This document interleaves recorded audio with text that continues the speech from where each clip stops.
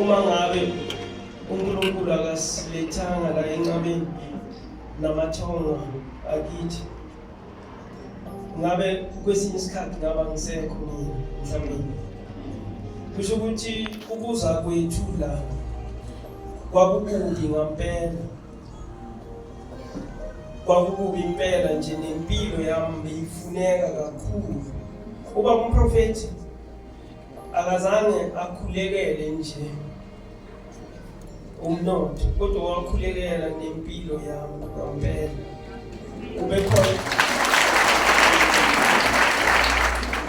Kube khona isikhathi lapho sasiba sebunzimeni khona, sisaba, si-organize nabantu ukuthi basibheke ngezibhamu ukuze ngingabulawa, ngoba umama waphupha impela umuntu angena adubula lapha ekhaya. Uyayabona-ke yena uyayabona amaphupho, izinto nazizokwenzeka umama uyazibona. So ngiyambonga kakhulu ubaba umprofeti ngokunginika leli thuba leli, kungasileli kuqala. Ngoba umprofeti ukuthi wasivulela singene emnyango, hayi okubuhlungu kakhulu, imali ingadingeko, kodwa sithandazela umntwana bekade agula. And then umprofeti wamthandazela, washo umprofeti ukuthi lo mntwana angeke aphole nasolo state night, kufanele ukuthi simphindisele kubo. Ngakhala kakhulu ngoba lo mfana bengomthanda kakhulu. Wafika kimi nomama singenabo laba abanye abantwana. Manje bese ngisibona nje ukuthi hayi nami-ke ngiyitholile indodana ngalo mfana. Futhi leso sikhathi uba umprofeti asho njalo, ngezwe ubuhlungu kakhulu. Samhambisa lo mfana, agula, wayephambana ekhaya, wahamba lo mfana. And then uthe umfana nasahambile, sasala, saqhubeka njalo siza la encabeni kuba umprofeti. Uma ngithi besiza njalo kuba umprofeti, omunye ngeke understand ukuthi ngisho ukuthini. Ngisho ukuthi manje besifika la njalo uma sizile besiza ku-101 every time. Sonke isikhathi uma siza la besingena i-101, akuzange kube khona nalinye ilanga lapho safika khona sakhonza sahamba. Hayi ukuthi imali ibikhona linye, kodwa ukushisekela kwenhliziyo ifune nje ukuthi izinto zipheleliswe kithi. uNkulunkulu muhle. uNkulunkulu uthi manje uyamthanda umuntu othembela kuye. Abuye athi manje uNkulunkulu uyamzonda umuntu othembele ebantwini. Uqalekisile.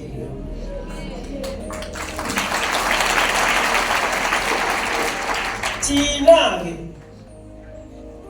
sithembela kuNkulunkulu nakuNkulunkulu kaba umprofeti, ngoba ngaphambili sathembela kuNkulunkulu besishisa amakhandlela. Saqala ukushisa amakhandlela singakafiki la enqabeni, besiwashisa impela nje, khona nendawo la besishisela khona entabeni lapho, kodwa kungenzeki lutho. Mhlazana sifika la enqabeni sithola kushiswa amakhandlela, shiswa impepho, sithakho manje sifike egcineni manje. uNkulunkulu-ke wenza izinto zakhe, wasindisa, saqhubeka singena i-101 every time. Abaningi bebabuza ukuthi nanamuhla ngizongena i-101 nanamuhla. Hey bakithi, nginibamba nje kancane la. I-101 iyasiza ngoba usondele eduze nomprofeti, akwazi ukubona nokuvimba le inkinga zakho onazo.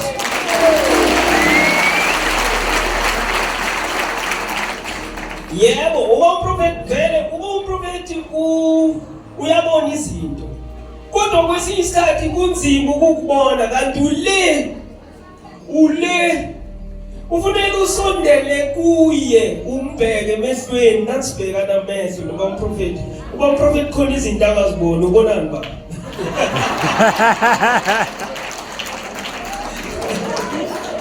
Uba umprofeti khona izinto azibonayo uma akhuluma nawe. Umbheke emehlweni. Uyaya kuba umprofeti uyakhuluma ngeyivebe uma mangalo usibuyaphi izinto lezi. Kusho ukuthi ubona ezinye ahlangana nazo khona la. Amangalo kuhawuzela.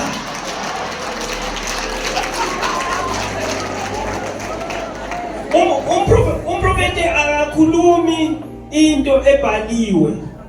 Ukhuluma into yakamoya le ayibonayo emoyeni esingayiboni thina.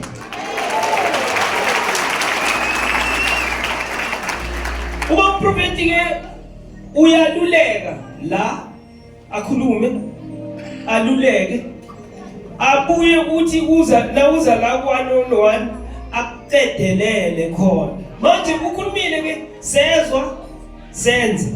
Wakhuluma senze. Wakhuluma senze. Inkonzo ebekade ezimemezela ukuthi kuyiwa empophomeni saya. Uba umprofeti wathi kuyiwa empophomeni futhi saya futhi. Uba umprofeti wathi kuyiwa ekhaya kaCaba besikhona nakaCaba. Waphinda futhi uba umprofeti wathi kubuyelwa kaCaba sibuyele kabili. Njengoba bokuyiwa kaCaba sesikhona siyile ekhabo kwabo umprofeti kabili. And then manje lezi zinto lezi ziyavula kuyavuleka. Ungathi nawo uza kuvuleka eminye iminyango. Ziningi inkonzo ba umprofeti azenzile. Wake wenza nenye inkonzo ngasaba. Le yenyama niyakhumbula mosimathawu. Le yenyama ukuthi inyama uzishikisha ngayo and then uyoyilahla. Emkhona nalapho.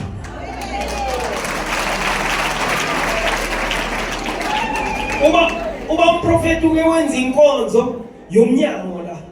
Wathela itswayi la nalapho bemkhona. Inkonzo yamakhandlela. Inkonzo yamakhandlela uba umprofeti ayenzayo. Angikaze ngiyigeje. Solo ngafika. Futhi ngiyathemba ukuthi anginoyigeja ngoba esizinqumele kona thina noma anginomkhulumela kwesinye isikhathi umuntu angakujikela. Esizinqumele kona thina nomama ukuthi sila sizenqabeni siyacela ukuthi ubaba umprofeti asamukele sibe ngamalunga aphelele alebali.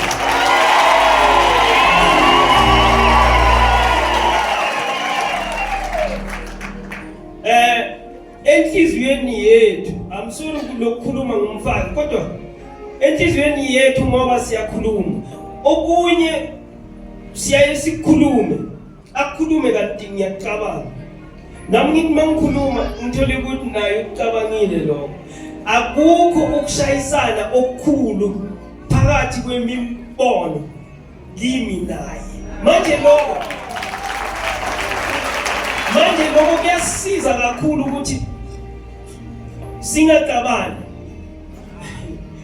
Uma sihamba siyakhuleka ekhaya uma sizonikela ngemali ilala emsamo wethu sina umsamo wethu. Le mali sizonikela ngayo la silalise emsamo sibikele bakaMaphosa lebamthamba sisho ukuthi siya kumprofeti nale mali siyacela ukuthi nisikhanyisele asisize. Elo kuyenzeka manje le mali le ngasiphethe uyayibona na yenye nje ngiyiphethe namuhla. Okay le namuhla angeke ngiyinike umprofeti le kodwa le ngizothi ngiwasho ngayo. Okay, manje into siyenze ukuthi le mali le imali siyaqala sisho ukuthi le sizonikela isamba lesingaka and then bese sithi le sizothenga ipetrol, and then sizothenga iwash. And then manje sivumelene sisuka ekhaya ukuthi sizokwenzani.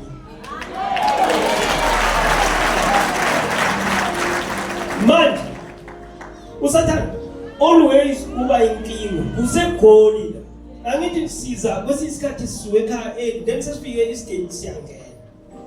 Siyabuka umama uyabona hey manje naku okunye manje le imali manje uma athi mama naku okunye ngithi mama no le ekhona iya uprofeta ngithi standards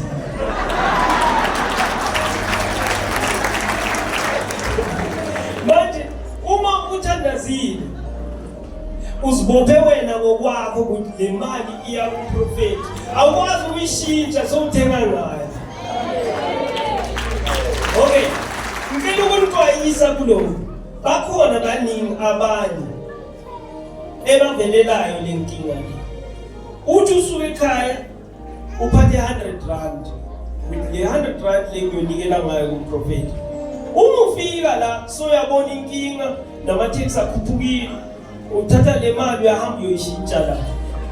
Noma ucela itshintshe ukuthi mama ngicela ukuthi ungitshintshele sesiyonikela.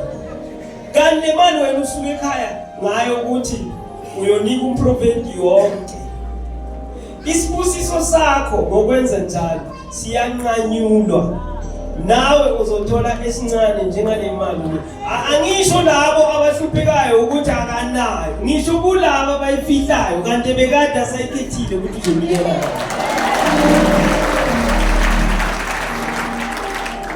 Siyabonga kakhulu uba umprofeti ngezenzo zakhe azenzile empilweni yethu. Labo bebakade bakhona masifika njengoba uNqobo. Uba uNqobo nange uyasazi ngoba safika asipakisa la imoto. Sihamba ngenye imoto enyana yaqhuza. Lesihamba ngenye iMercedes enye la yabo 2001. Safika ngayo eMeru. Uyayazi uba uNqobo. And then manje isibusiso sivelile bakithi. Angazi ukuthi manje uma wena sikuvelele isibusiso wenza njani. Mamele ngakhetha ukuthi sakhena noma ukuthi lapha kunesibusiso asisale sihlala khona singaye encenye ngoba sihlupheke kakhulu. Okay, ukugcina ngiyacela ukuthi uma uba umprofeti akhuluma silaleleni kahle futhi lokho akukhulumile sikwenze. Uba umprofeti ukhulume ngenye indaba la le masibuyelwandle ukuthi uma sibuyelwandle ngingafuna ukukhuluma manje le ikhulunywe ngilomama. Manje uma sibuyelwandle baningi abantu abatholile ibusiso ezibafanele bona. Manje isibusiso nesibusiso siya ngawe ukuthi kufanele ukuthi uthole isinganani. Omunye uthole 5,000 rand. Yini nguye? Omunye uthole 10,000 rand. Yini nguye? Omunye uthole 20,000. Yini nguye? Angisho ukuthi mina ngithole nini. Mina ngithole enye enengi kakhulu. Uma ngingantshela kuzoba kubi.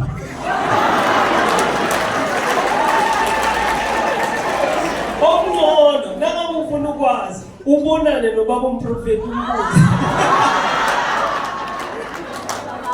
Angikubuye umprofeti uyitsalile le ndawo. Nibonane naye libaba. Uthole imali kanti uMaphosa ngoba ngafuna ukukhuluma.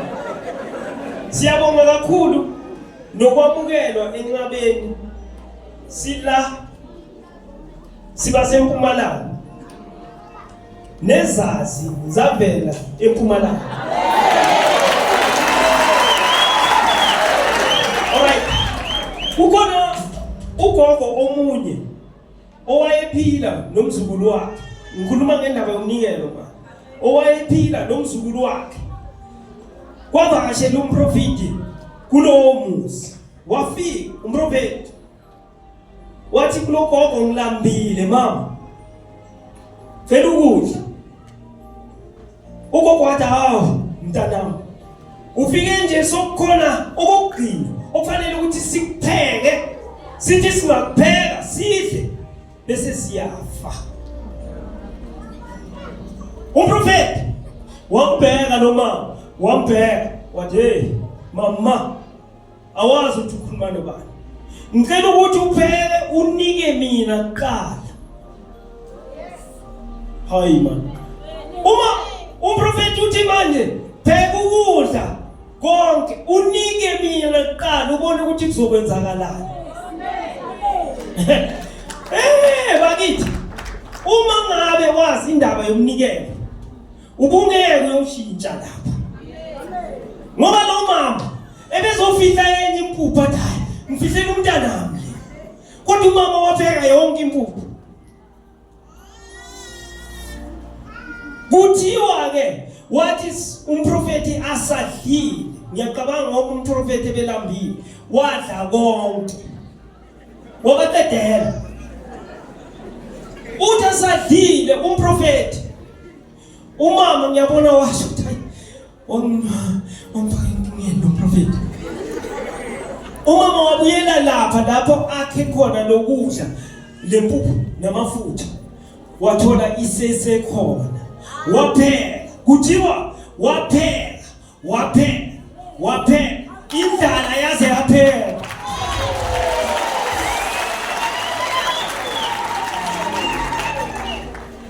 Manje nathi siyathanda ukuthi siqale kuqala ngokunika incebo kaNkulunkulu ukuze sibusise thina sonke. Makawe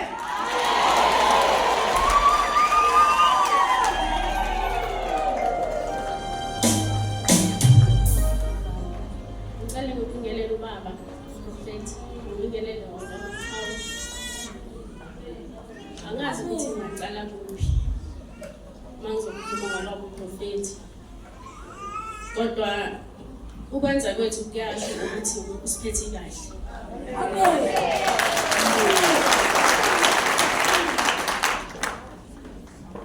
Akukho okungcono ngathi futhi asikho ngcono noma akukho ukubukisa okukhona esikwenzayo la sonkeni. Konke esikwenza la sikwenzela ubaba umprofeti. Ngicela ukukhuluma ngalesipho lesi esihle kangaka esisilethele umprofeti. Akekho omunye umuntu engicabanga ukuthi singamenzela lento le.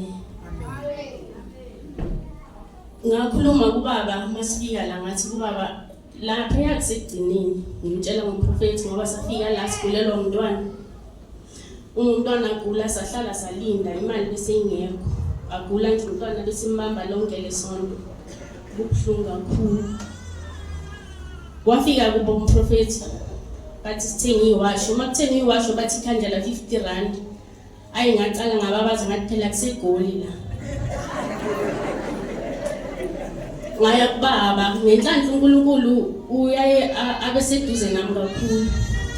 Ngathola umunye umfana lapha athenga sunlight egreen ayisika phakathi umama. Ngathi hawu le sunlight lo mfana ngaza isikwe phakathi kangaka. Yini engaba ngani sunlight ngoba phela isunlight ikhona ye3 rand lapha eMandiyeni uzobhadala 25 rand. Ngoba angisumuntu othanda ukuceka nothanda ukukhuluma kakhulu ngizikhulumela ngedwa. Ngahamba sathenga iwasho nobaba sangena ngale baba wathi uNkulunkulu asibusise. Ngasukuma ngiyamsaba kakhulu umprofeti ngithi ngiyamhlonipha. Ngasukuma ngambheka emehlweni ngathi akukho okunye osinika kona. Bathi umprofeti uNkulunkulu angibusise. Ulanga kwakumele asisukumise ngenkani ecansini. Ngathi langa kuzokukhona bathi uNkulunkulu angibusise. Sangena emotweni ngangikwate kakhulu. Ngikhuluma la endleleni ubaba ke mangikhuluma kusumuntu futhi omphendulayo. Hawu lo baba wayathi uNkulunkulu asibusise ngoba sisuke sithandaza ekhaya. kuNkulunkulu. Mara bathi uNkulunkulu solo ngiyakhuluma ayi nangifika ekhaya ngoba umuntu ophuthele futhi kakhulu. Fika ekhaya thathi iwasho zomprofeti ngihlanganisela ubaba ngithi ngicela kuthele senze njengoba kushiwo le ngoba phela bathi uNkulunkulu asibusisa. Shisimpepho senze konke. Besingasalali bekushaya u12 u1 sihleli. Ilwane zibhokile emntwaneni beyingekho into besiyi-right kuleli ekhaya. Silale, masilala ekseni. Ngavuka ngo-9 wonke umuntu ajumekile endlini. Ngaqala ngayo check izisu zonke ukuthi abantu baphefumula yini. Ngathola ukuthi wonke umuntu osendlini uyaphila. Ngaqala ngamangala ukuthi kanti umprofeti wenzani ngoba akenzi next ukuthi uNkulunkulu asibusise. Kwaqala nje kwaba right umntwana waya ngokuya wangasabi namandla okugula. Aya ngokuya namalanga. Saya ngokuphola umntwana sekaphola. Sabuya kwesibili umprofeti wabona ubaba wathi usilethe inkinga nakhona wathi ubaba ngoni contract ioriginal. Hawu samangala lento ekudalanga kwakhulunywa ngayo nathi sayikhohlwa. Umprofeti wasipha leso sibusiso izinto zaqala zahlangana emuva la sibuya khona. So ngalesipho lesi ngicela ukuthi ubaba angibusisele abantwana bami ekukhuleni kwabo. Ngoba sisonke la sibazali kunabantwana abazalwayo kunabantwana abazaliwe. Umprofeti usivezele umprofeti uNkanyiso. Engaziyo ukuthi abantu abami ngelinye ilanga bayombona. Ngoba into yakaNkulunkulu akusinto yokudlala. Ukuthi size sibe nemali azange kuke kudlala. Ngike ngalala la ngaphansi kwepulpit. Kaningi kakhulu umprofeti makabiza inkonzo bengiza nabantwana. Nginabantwana engabe angabagoni namhlanje ngikholelwa ukuthi ngabe nabo bahamba. Umprofeti uke wabeka omunye umcamelo la uDilo nesiprofeti semali. Amshonya ukhumbula. Wake wababeka nalabantwana lapha ngalelo langa. So ngiyabonga kakhulu umprofeti lokho asenzele kona. Engeke ngikhulume kakhulu indaba kaBaba. Ubaba ngabe akekho la le mali le ngabe ayikho yokuthenga ile moto nje ngabe nami angisilutho. Ngihlala ngizubhlungu kakhulu mangena la sontweni kunalabo mama laba abahanjelwa abobaba babo baba msihlala lemuva. Ngike ngibheke iposition yami ukuthi kube bengekho umprofeti ngabe ngihleli lapha na.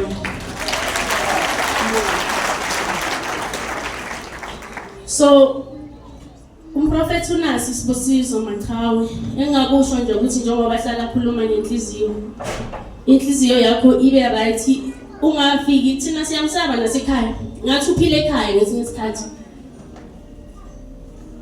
ukuthethisa nje ubaba kumanzima kufanele ngibuyele ngiyoxolisa imsamo kimi solo ngamukela umprofeti ngoba umprofeti uyambulelwa kakhulu uma nje ucabanga ukuthi akaboni unephutha.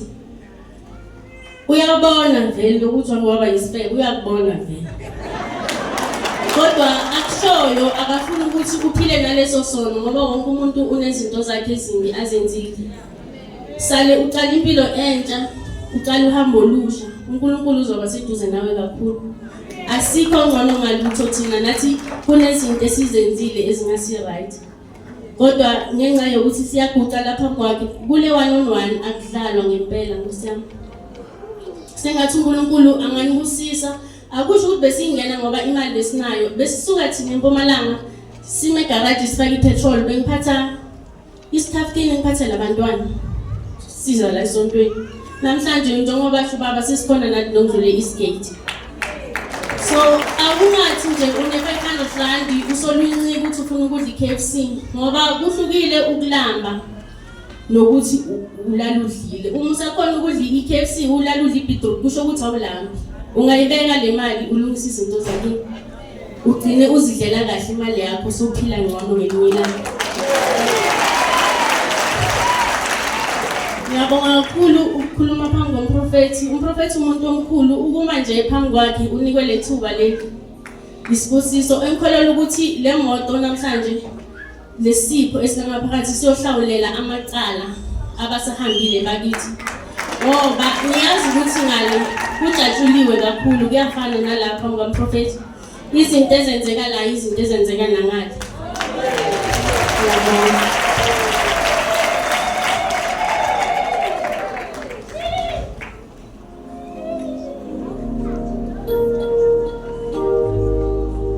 akadlulise ubaba Tata afite la isembu. ngicela ukuthi ungitholele lapha uMateyu akumazi uMateyu 8 or 5 verse 8 Buka ya Mateo 5 verse ukhuluma 8. naye